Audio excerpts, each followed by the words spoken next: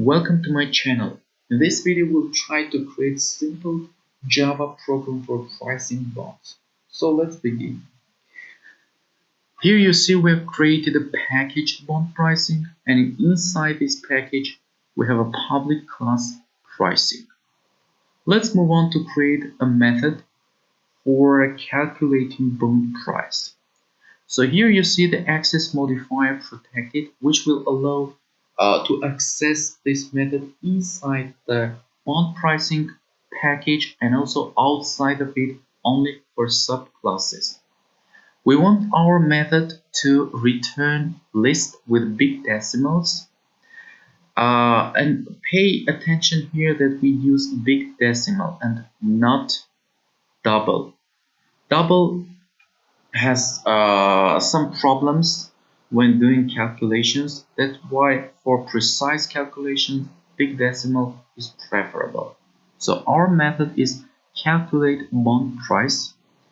We have to return something here. Here we return null, and when we write all the code we'll change it to the name of the list with big decimals. Here you see the inputs. We need to have settle, maturity, frequency, basis, yield, and coupon. So we declare all these variables inside parentheses. We want our settle to be array of local dates. The same for maturity. We want our yield to be big decimal array.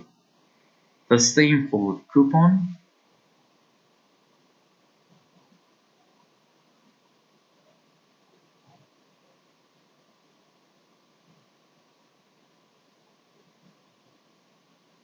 And for frequency and basis we need arrays of integers. So let's move on to main code inside the method body.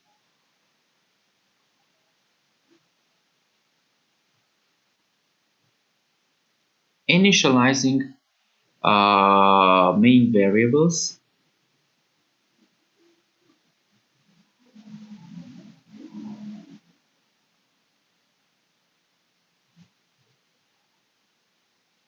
First of all, we need to initialize our return variable, which is a list of big decimals called bond prices. We want it to be array list.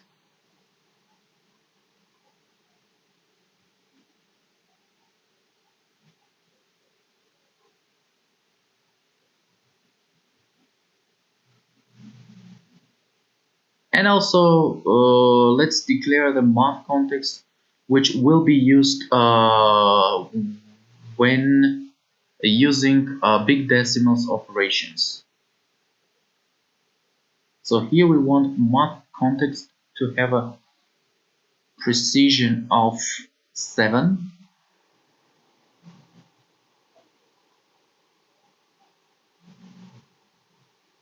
The rounding mode should be half even, which is very frequently used in banking, and in Java documentation it's even called banking rounding.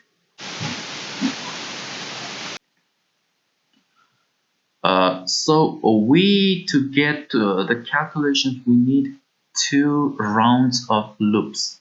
First one through the bonds, and the second one inside each bond to loop over the coupons or cash flows.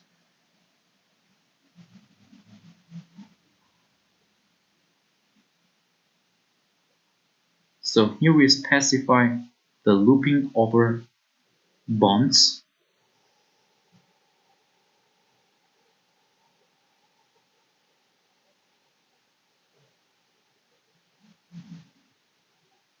We link it to settle length. So here we want the bond number from 0 to settle length, and it will add up 1 in each loop. Let's specify the second loop, which will loop over the cash flows for each bond.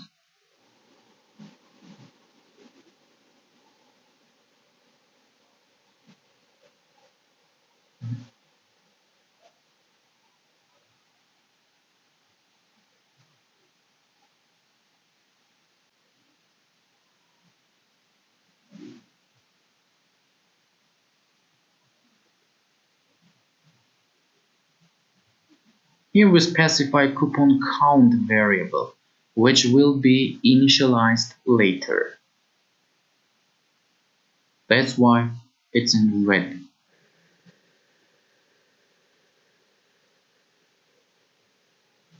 This is just to picture the general structure for the method.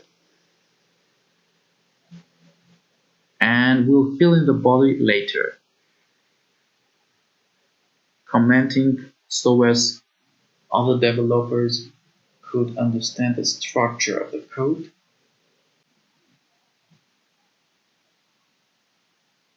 Here we also need to initialize some variables, including coupon count.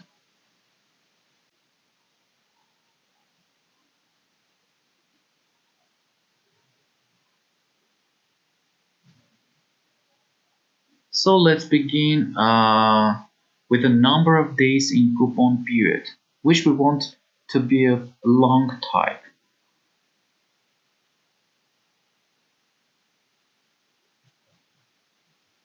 We want all these variables to have a length of settle.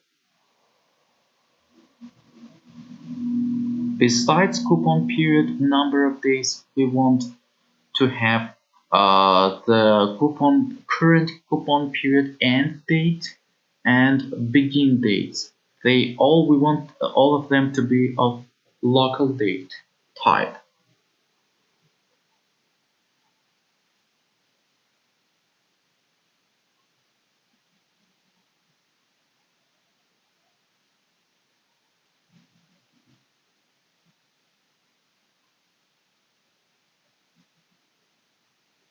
Nearly the same code for coupon period begin date.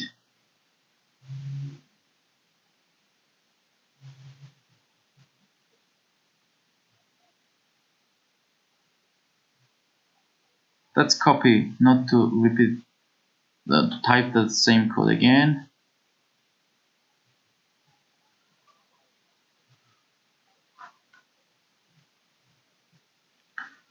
We also need a so-called interim date. This variable is required to set up to identify current coupon period dates, begin and end dates relative to settle.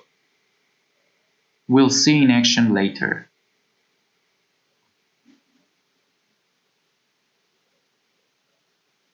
We need also number of days from settle to current coupon period end, and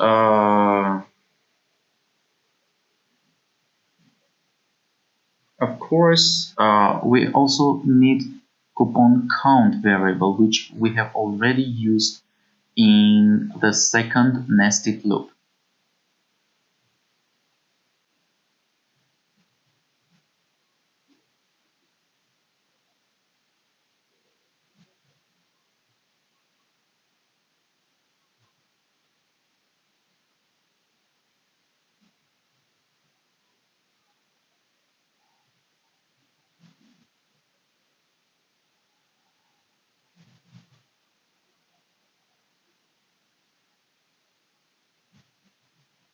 So here we need to identify the current coupon period. So we have maturity variable and settle variable. As a first step, we identify interim date as replacing in a maturity year with the settle year.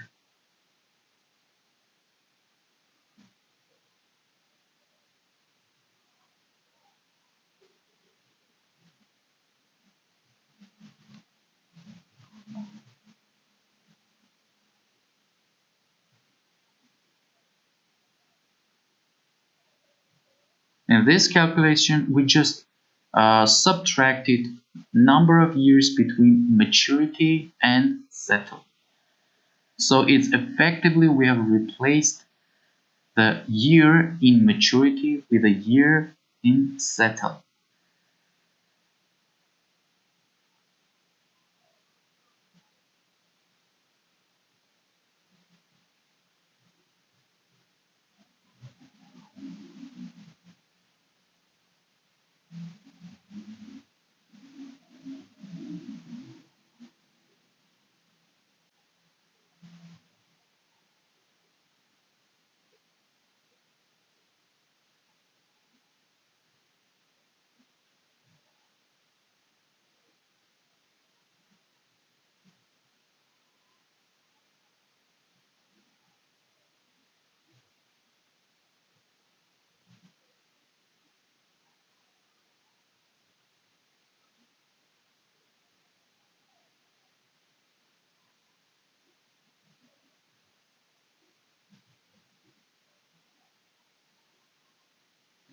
Now that we have an interim date for a single bond number,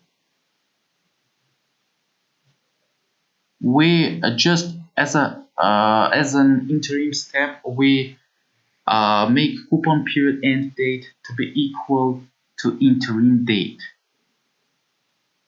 and the coupon period begin date we get from coupon period end date, or we may also get from interim date by minus 12 divided by frequency. Like if frequency is equal to 2, you just subtract 6 months from the coupon period and date. This is an interim step, so we need to calibrate these two dates so as so as settle is inside them.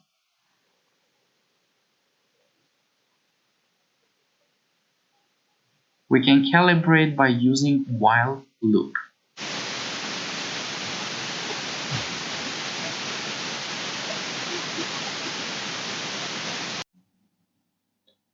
Now let's calibrate to make sure that settle date is inside the current coupon period.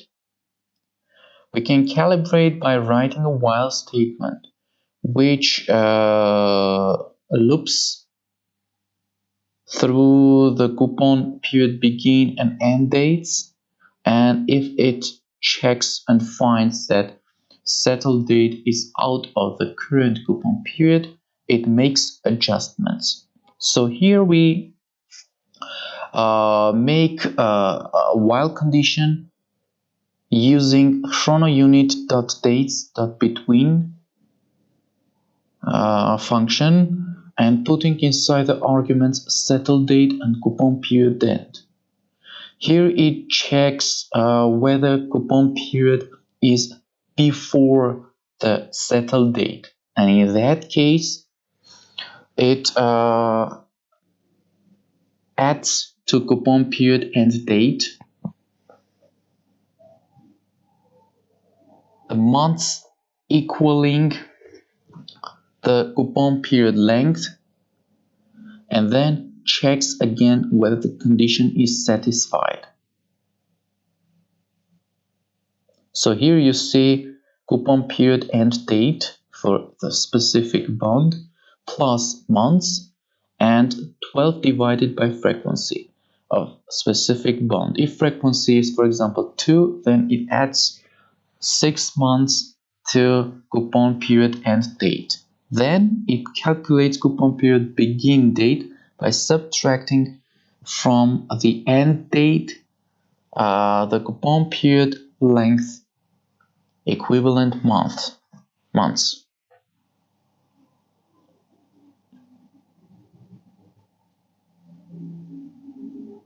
This is the first while statement. The next while statement will check whether the coupon period begin date is after the settle date.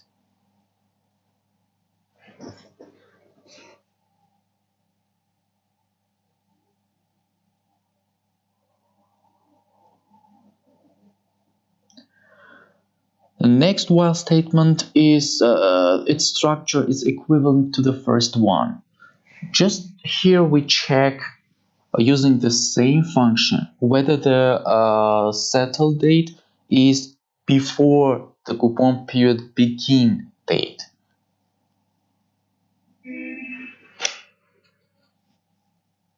Just we can copy some code from previous while statement and make minor adjustments.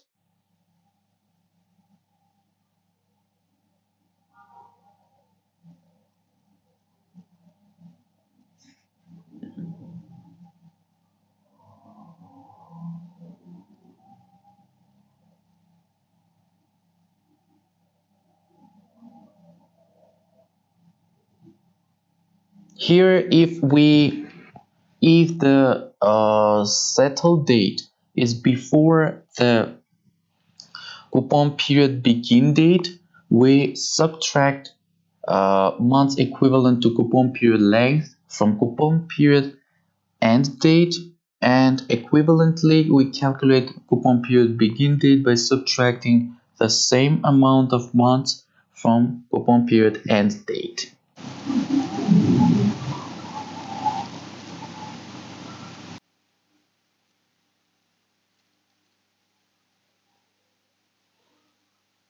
Now let's turn to calculating coupon count variable. The technique is the same as we used in calibration. Here we also use chrono unit months dot between function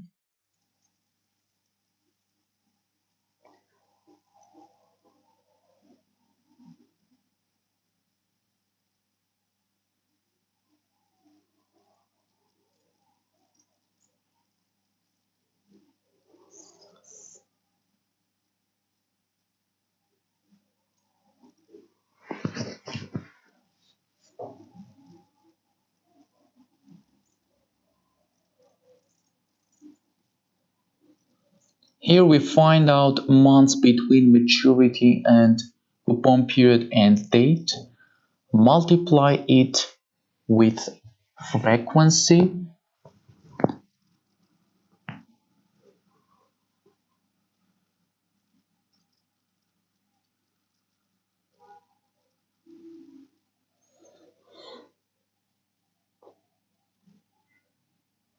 divided by 12 and adding 1.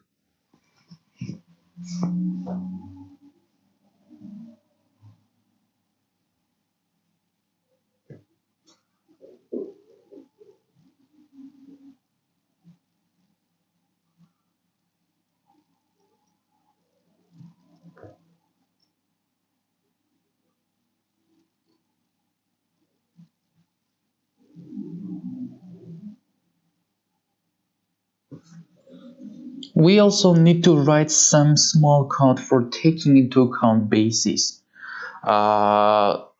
Basis is the convention that is used by markets to calculate the bond price. It shows what number of days to count in month and what number of days to count in a year. Here we take into account 4 types of basis. Actual, the first part is the number of days in a month, and the second part is number of days in a year. Actual means that you take the actual number of days in a month and actual number of days in a year. For money markets, there are also actual 360 conventions. There are also actual 365 conventions and 365 conventions. 5 conventions. So we should write code handling each of these cases. We number bases starting from 1 to 4 for each of these conventions. Of course, there are also other types of conventions, but we just take into account those used frequently.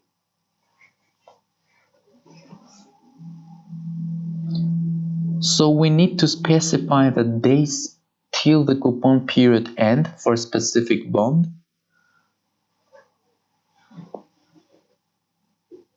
We use the same technique as used above.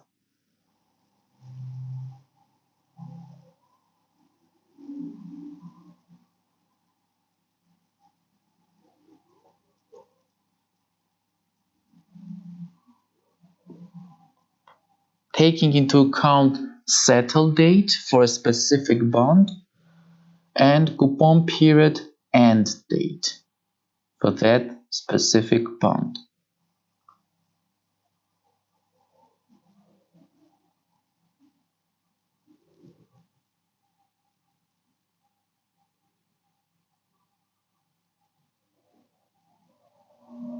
We need also to specify the coupon period length for each of these basis cases. So pay attention that we are using the calculation of the number of actual days here.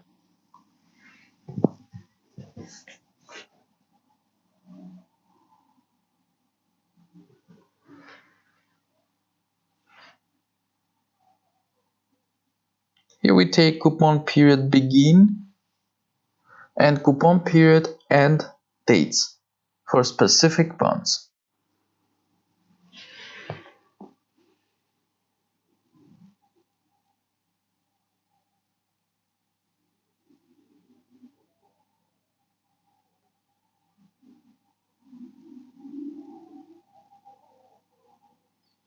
Now we can copy this code and add two other basis cases with slight modification.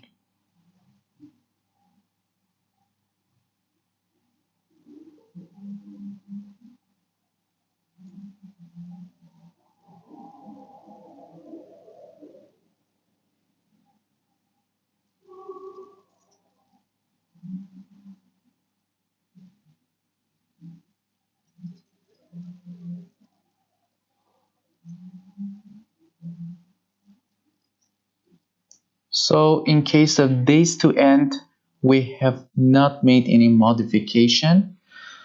In case of coupon period, we just divide 360 by frequency of that bond. If frequency is 2, then the coupon period is 180.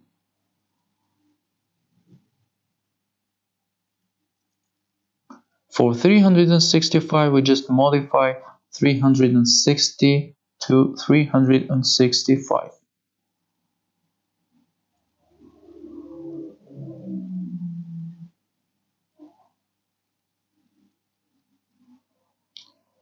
$30 to $360K is much more complicated than previous two cases. So we need to modify the code a little bit more.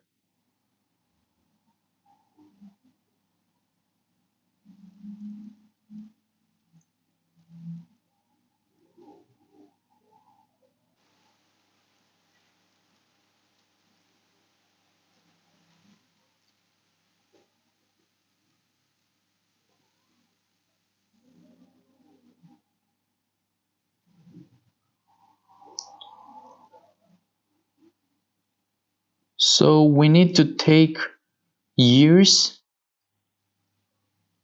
for year variables for coupon period end and settle.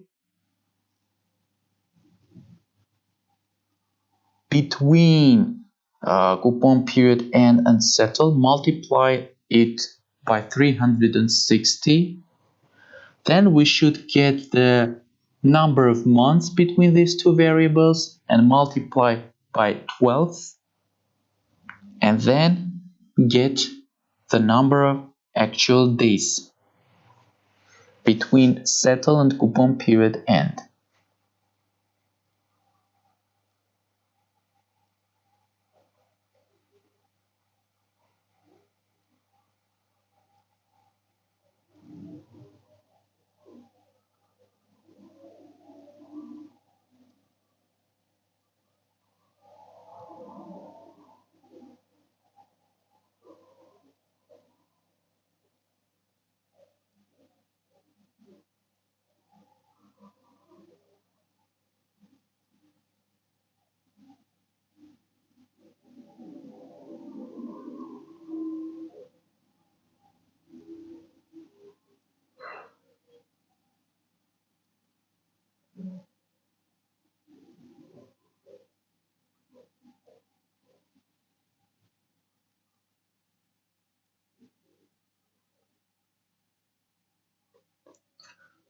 This is the number of months, and this is the calculation of the number of days. So we just take the day count between settle date and coupon period end.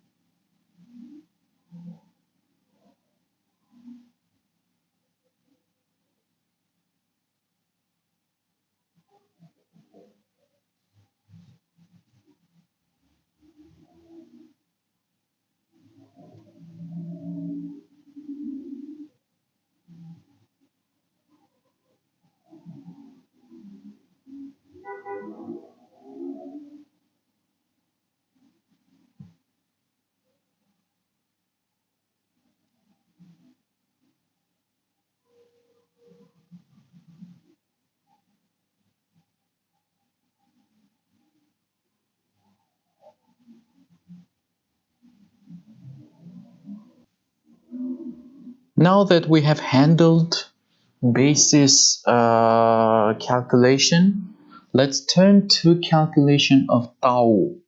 Tau is the variable which shows the time period between settle date and coupon period end. We want it to be big decimal,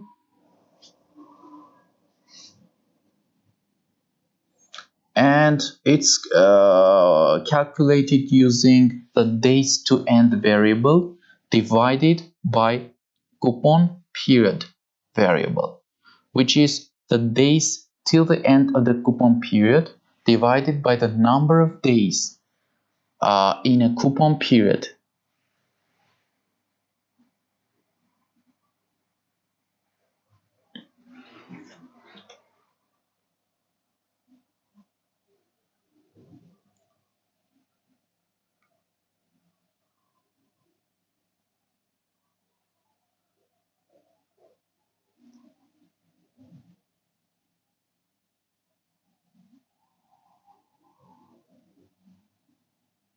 Of course, taking into account the math context we have created at the beginning of code.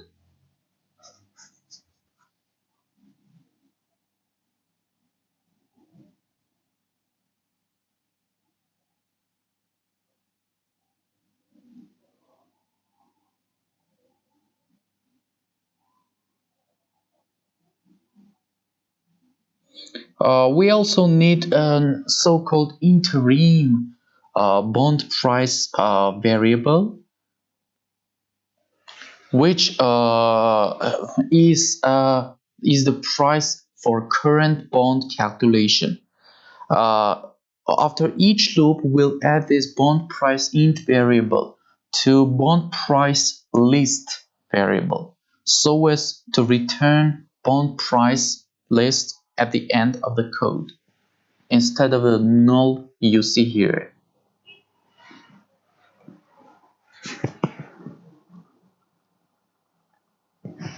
So we make it to have zero value before the calculation. So each time it's reset to zero. Now let's turn to actual price calculation. For that purpose, we separate numerator and denominator variables. We make this separation so as code can be readable for other developers.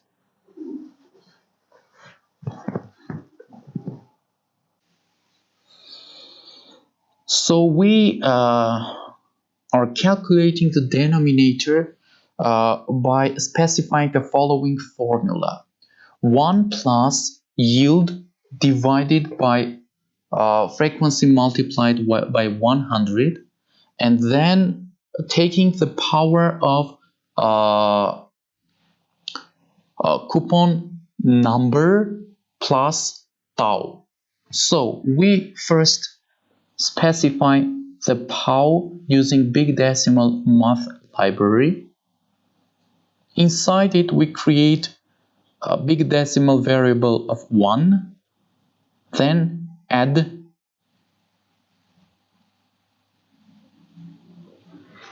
yield for current bond,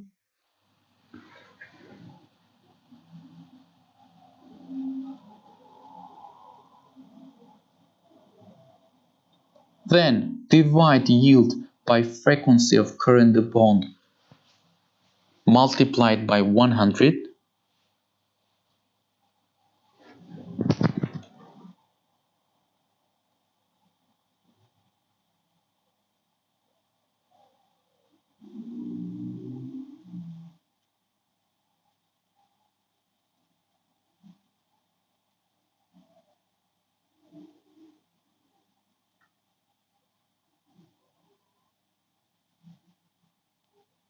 The code looks somewhat complicated here, especially compared with Python. But you see, that's because we need to use big decimal instead of double for the sake of precision in calculations.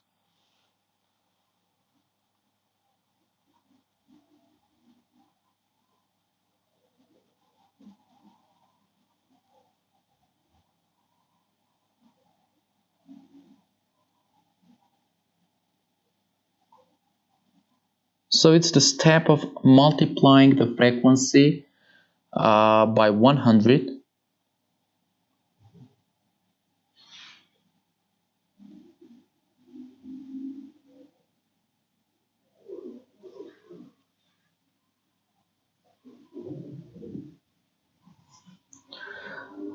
Then the last step is the specifying the power to be raised, which is the current coupon number plus tau variable we have specified above.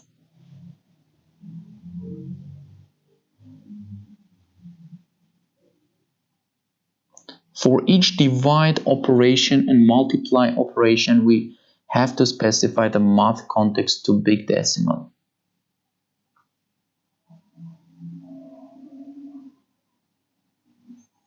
For divide operations, it's mandatory.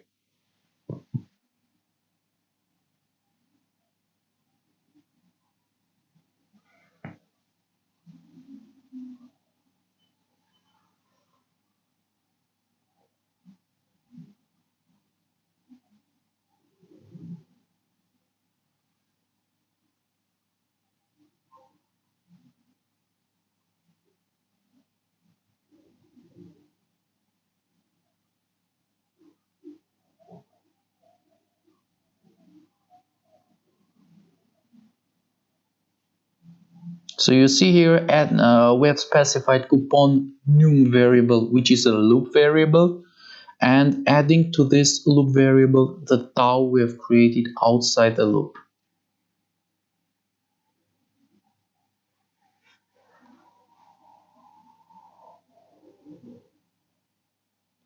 This is the denominator variable. However, we have to specify also numerator variable calculation. This variable calculation differs for all the coupons except for the last period. It has one calculation, and for the last period it has another calculation.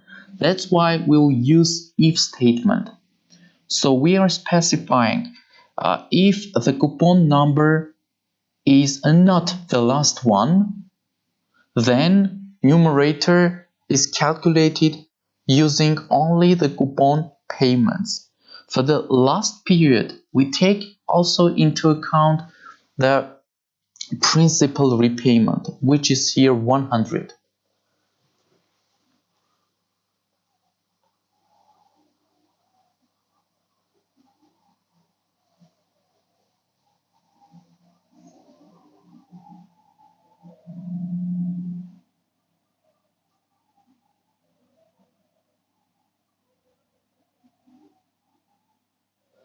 So we take the numerator, coupons for specific bond, and divide it by frequency.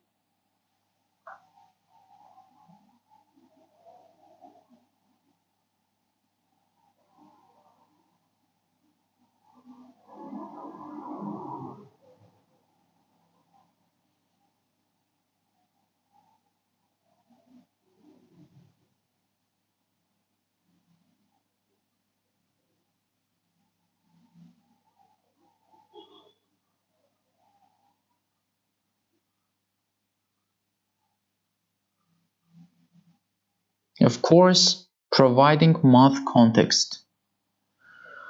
For the last period case, we'll add to numerator the 100, so we can use the code inside the first block of each statement.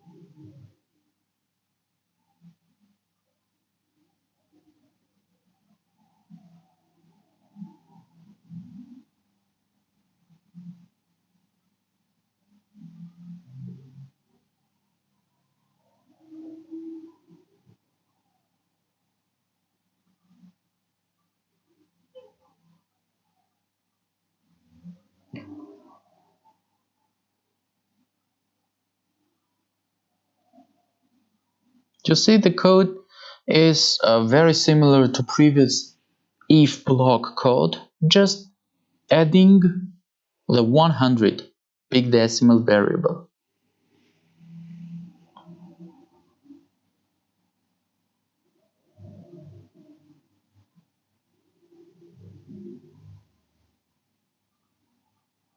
Now that we have both numerator and denominator for the price calculation, we can simply divide them to get the bond price for current bond.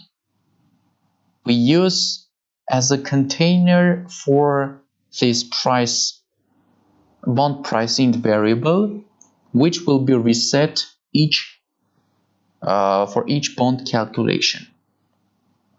As big decimals are not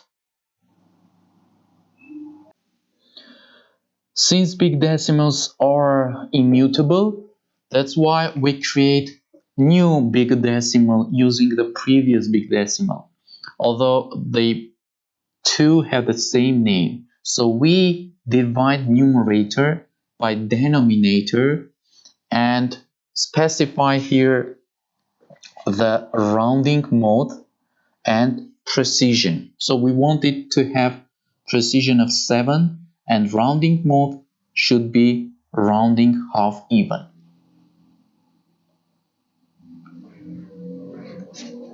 As a next step, we'll add bond price int interim variable to our list of bond prices, which is bond price variable.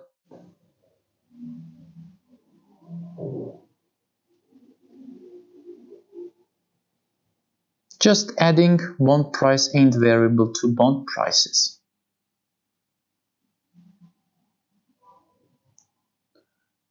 And in a return statement, we want to return bond prices.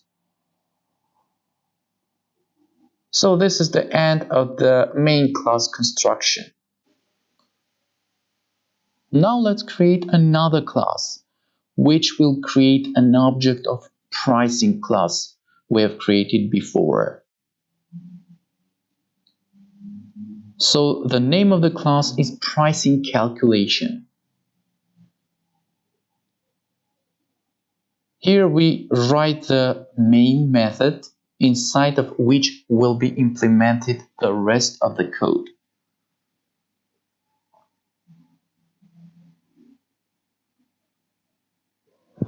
Let's initialize all necessary variables, input variables that will be used in bond price calculation. So we create settle variable, then maturity variable. We want the settle to be 23rd of October of 2020. The next, we are now creating settle date for 2 bonds. Of course, both settle dates are equal. Maturities may differ.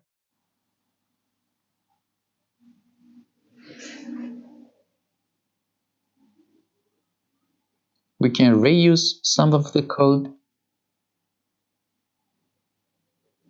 So let's have a maturity for the first bond 2023 October 29.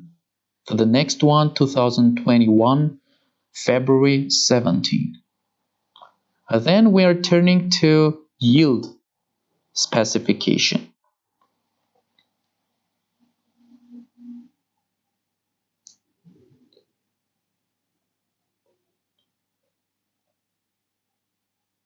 So 63668 for the first bond,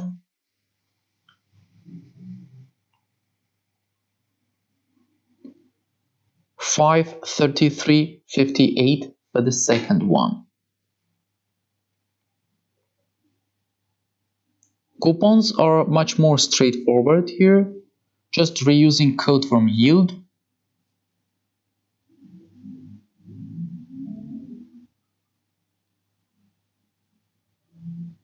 $10 and 12% coupon rates for these 2 bonds. We need also frequency and basis.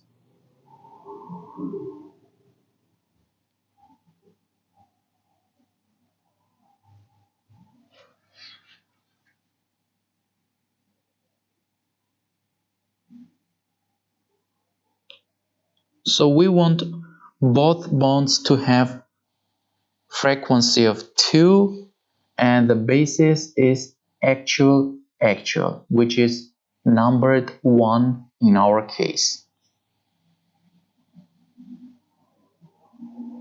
Now let's create an instance of pricing class. As our constructor was not specified in the code, it's an empty constructor. So here we create a list of big decimals which will hold our prices returned by pricing instance method. So you see we use calculate bond price method from pricing instance and providing it all necessary input variables we have created above. Of course, we can also embed database component here, so we can take the input data from SQL and export the output data again to SQL. But this has not been done for the case of simplicity. For printing all the components in the prices, we use the stream API and we use just simple lambda expression here to output in the console the result. Let's run the code to see the result.